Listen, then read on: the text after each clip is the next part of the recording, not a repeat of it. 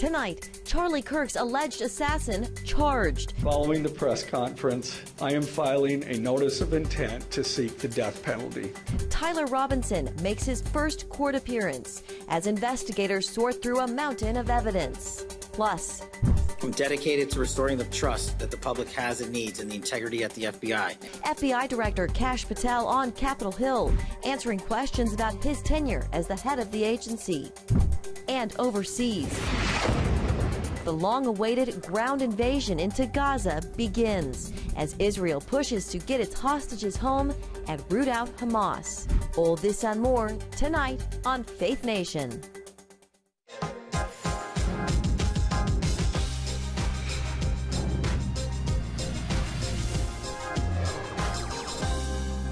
Charlie Kirk's alleged assassin charged with aggravated murder and facing the possibility of the death penalty. Good evening in Washington. I'm Jenna Browder. Utah officials are formally charging 22-year-old Tyler Robinson with 7 counts, including aggravated murder. District Attorney Jeff Gray announcing they will seek the death penalty in this case. Gray says Robinson targeted Charlie Kirk for his conservative politics, saying Robinson had become political in recent years, often clashing with his father, who is a Trump supporter. Investigators say they were able to piece together much of the case from a message exchange between Robinson and his roommate, a transgender individual with whom Robinson was romantically involved.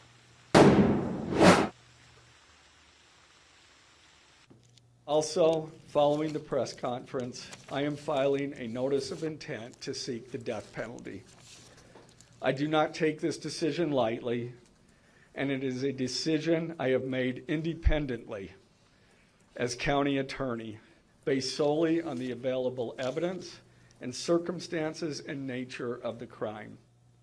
And Robinson is likely to face additional federal charges related to last week's assassination. Charlie Kirk was shot and killed speaking to students at Utah Valley University. Meanwhile, FBI Director Kash Patel was on Capitol Hill today defending his leadership to the Senate Judiciary Committee lawmakers, grilling him on a wide range of topics, including personnel cuts, his allocation of resources, and the latest in the Charlie Kirk assassination investigation. Today marked the first of 2 oversight hearings for Patel this week. National Security Correspondent Caitlin Burke has the details. Caitlin, was Patel able to share any details on the Charlie Kirk case? Jenna, there wasn't much he could say as it's an ongoing investigation, but he did speak to the leaked reports that suspected shooter Tyler Robinson confessed to the attack on a Discord chat. Here's what he had to say about the FBI's work on that. And we're also going to be investigating anyone and everyone involved in that Discord chat. Okay, very good. I see the public reports that the Discord thread had as many as 20 additional users. It sounds like you're trying to run down all of that to see if that's accurate. It's a lot more than that, and we're running them all down. It's a lot more than 20? Yes, sir. Democrats condemned the attack on Kirk and called for an end to divisive rhetoric. In an emotional moment, Senator Amy Klobuchar offered Patel condolences on the loss of his friend Charlie Kirk and spoke of gun violence in her own state, urging the Trump administration to work with Democrats on a solution. In Minnesota, only 2 months ago, a madman took the life of my friends, Melissa and Mark Hortman, shot Senator John Hoffman and his wife Yvette a combined 17 times. Just last month in my state, we were again shook to the core when little kids were shot down through stained glass windows in Annunciation Catholic Church. What I am asking for is that this rhetoric of blaming one side or the other stop, if you could convey that to the president, and that we actually work on things that are solutions. So could you commit to me, Mr. Patel, Director Patel, that you will do that? Absolutely. Republican Senator Eric Schmidt of Missouri taking a different tone. In a fiery speech, he said the truth about political violence in America must be confronted head-on if we ever hope to once again become a united nation. The vast majority of Americans are against political violence, but there is a vocal, active minority that encourages and celebrates it, and that minority is overwhelmingly on the left. But we are lying if we think that this is a both sides thing. It's not. We have to confront it. Caitlin, we know that Democrats have called Patel, and this is a quote, the most partisan FBI director ever. Caitlin, what concerns were brought up during this hearing? Two issues dominated: Patel's firing of senior FBI officials, which he denies was political retribution, and his diversion of agents to immigration enforcement. Patel said those fired broke their oath or the law and defended his leadership by highlighting the Bureau's accomplishments. Under this administration, the FBI has arrested more than 23,000 violent criminals. That's more than twice for the same time period from last year alone. We've taken over 6,000 illegal firearms off the streets. That number is an exponential increase. We've identified and located more than 4,700 child victims. One of the stats that the American people should thank the FBI the most for is we are on track to have the lowest murder rate in modern American history. Some other topics addressed during the hearing include the threat from cartels and narco traffickers, the work the FBI is doing to educate social media companies on the dangers of generative AI and chatbots, and the FBI's counterintelligence mission. Jenna? All right, Caitlin, thank you. And joining us now is Danelle Harvin, former D.C. Chief of Homeland Security and Intelligence and a faculty member at Georgetown University. Danelle, welcome. Great to see you. So during Director Patel's hearing today, we heard the word radicalization quite a bit. From your experience, what does that look like, and how does someone become radicalized? Well, this is something that we teach in class. I've been tracking for at least about 15 years, and it's gotten worse with the advent, obviously, of the internet. We had radicalization before the internet was here, but it's gotten worse, and that's because of social media and the algorithms that they use. Many people have heard about these algorithms. What happens is that, take, for example, you like cats, and you click like on a cat video. Well, before you know it, you'll be sent to tons and tons of cat videos.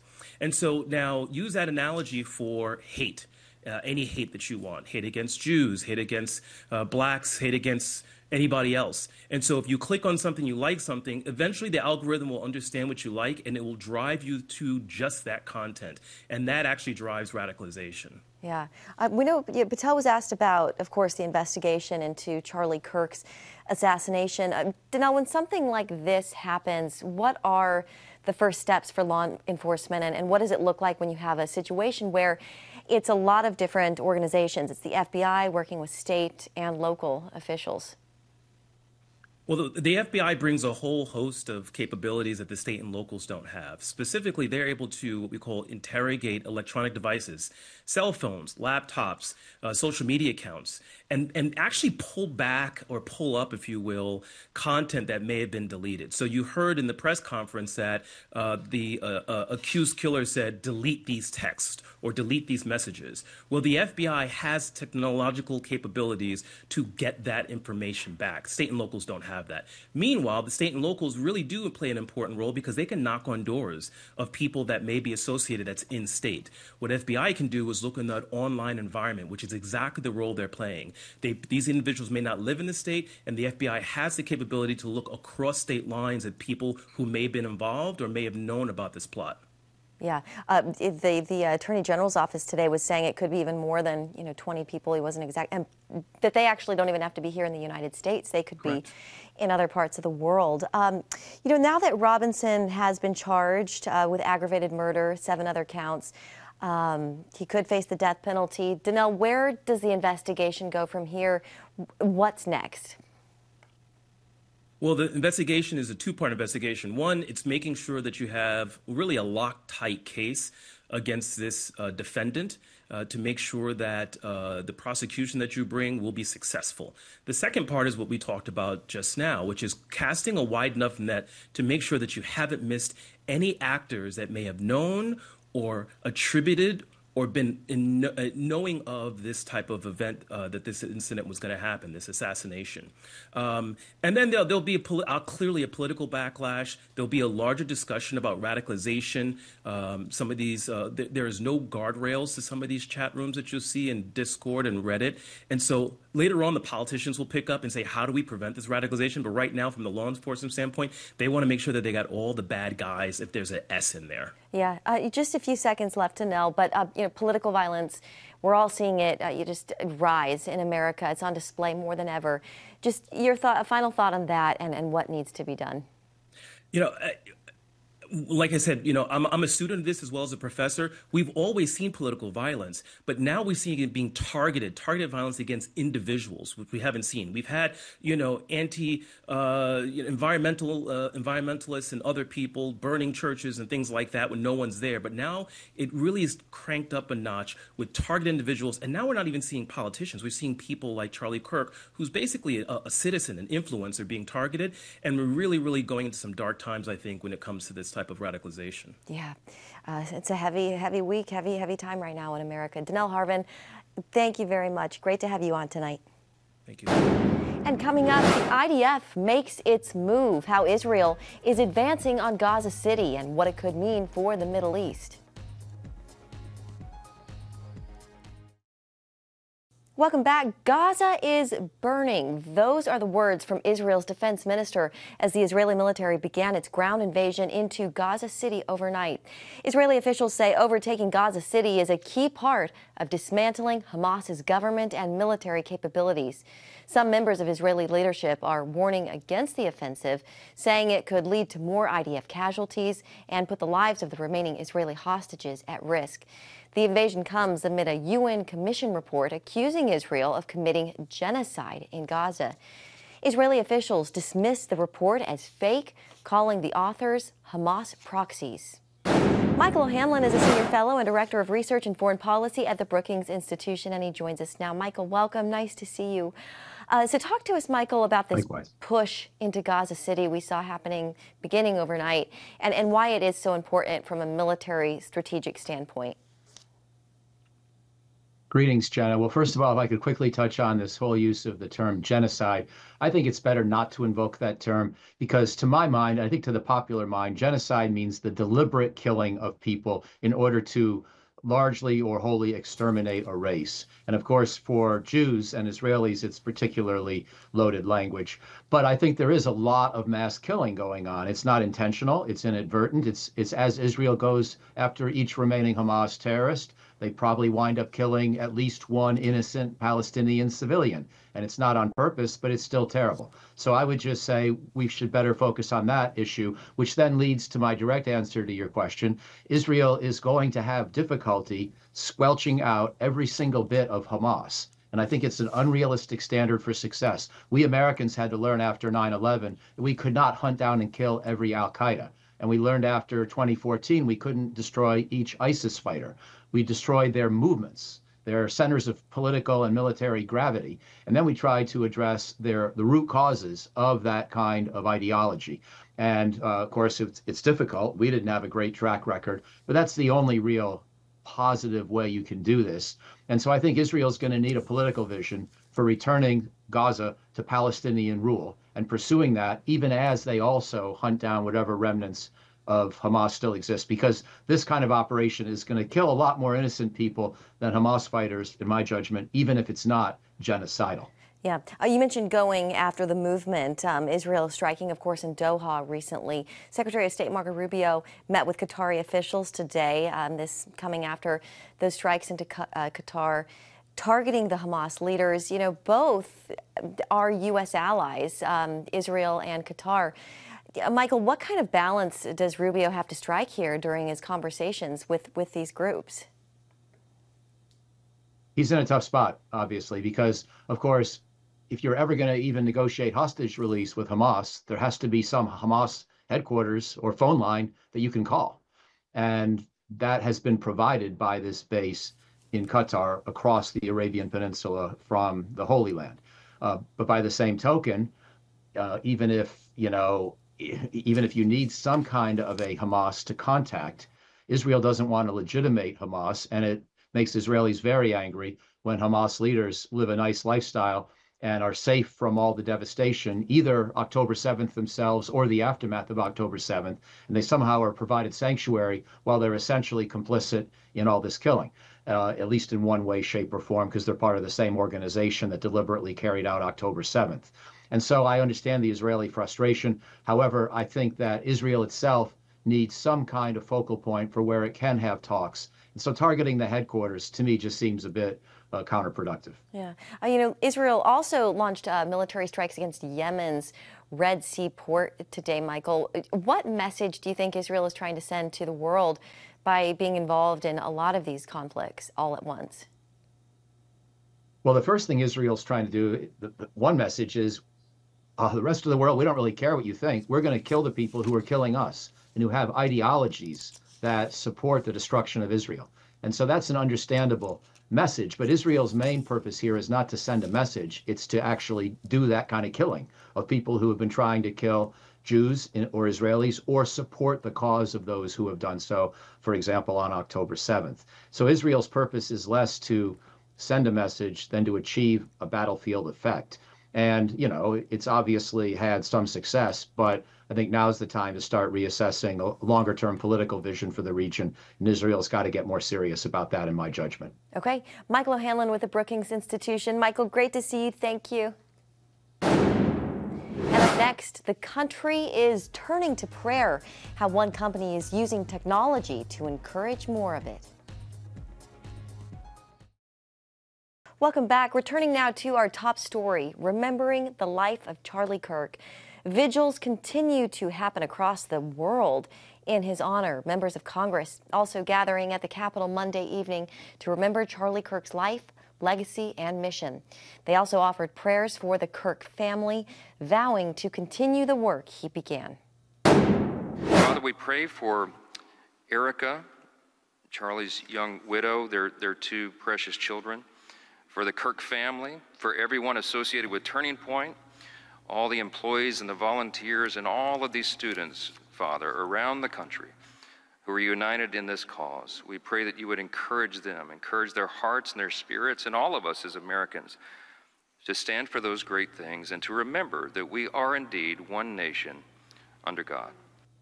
Amen. And while the event was mostly attended by Republicans, a few Democrat lawmakers were also in attendance. House Speaker Mike Johnson has called for congressional unity in the wake of Kirk's murder. Well, as we see the country turning to prayer, one company is hoping to encourage people everywhere to connect with God on a deeper, consistent basis. Matthew Potter, the co-founder of Pray.com, joins us now to tell us a bit more about his goal to cultivate faith and community among believers. Matthew, welcome. So tell us about Pray.com, its mission, and its features.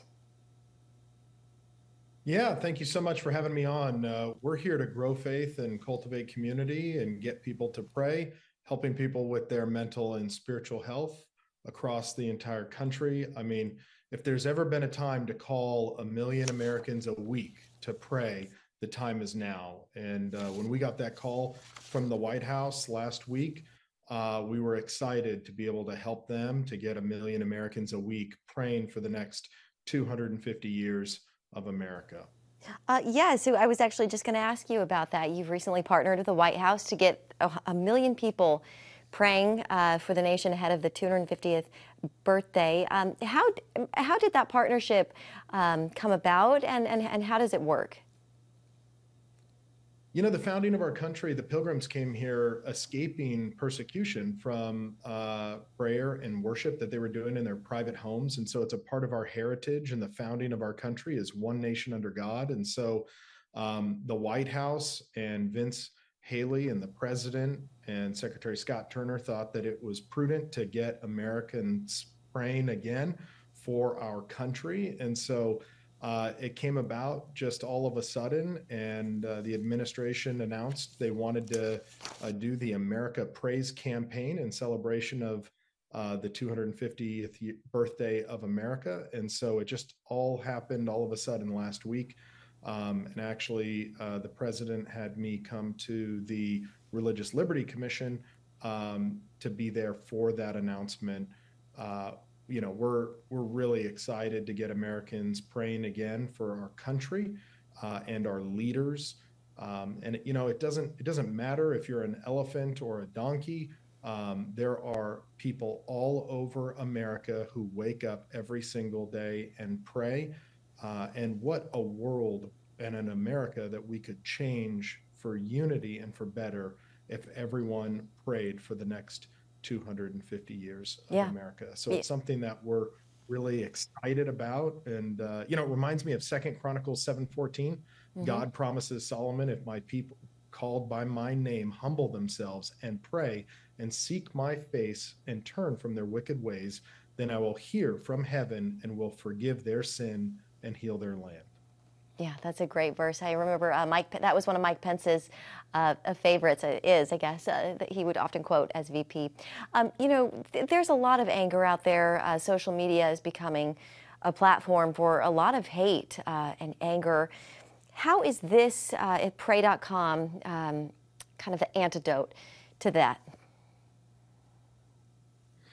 A lot of people say that enragement is engagement, and we're actually trying to have the opposite effect of unification with people across the country around prayer.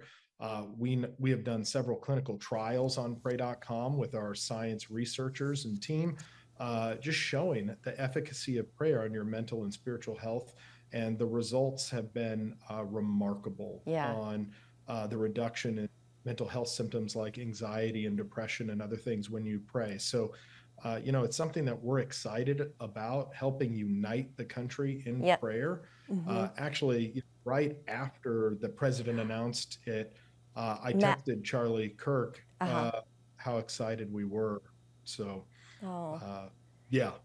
Well, that's really nice to hear, and it's I'm sorry we're out of time, but that is a nice note to leave it on. Matthew Potter, co-founder of Pray.com. Thank you for all that you're doing, and thank you for coming on tonight. And still ahead, a birthday bash in the nation's capital. Finally tonight, a birthday bash for one of Washington, D.C.'s most beloved residents. The National Zoo threw a large birthday party for their 4-year-old panda, marking her first birthday at the Washington Park. Qingbo is one of 2 pandas that arrived at the zoo from China last October. The pandas were greeted at the time with a ton of fanfare and national attention. Zookeepers made sure to make the birthday girl feel just as celebrated on her birthday, too, showering the panda with new toys and birthday cake made of fruit. The zoo noted how much the panda's personality has developed over the past year and invited the public to be a part of the celebration. Happy birthday to her. We will leave it on that more upbeat note tonight. Thank you for joining us. We'll see you right back here again tomorrow. Take care.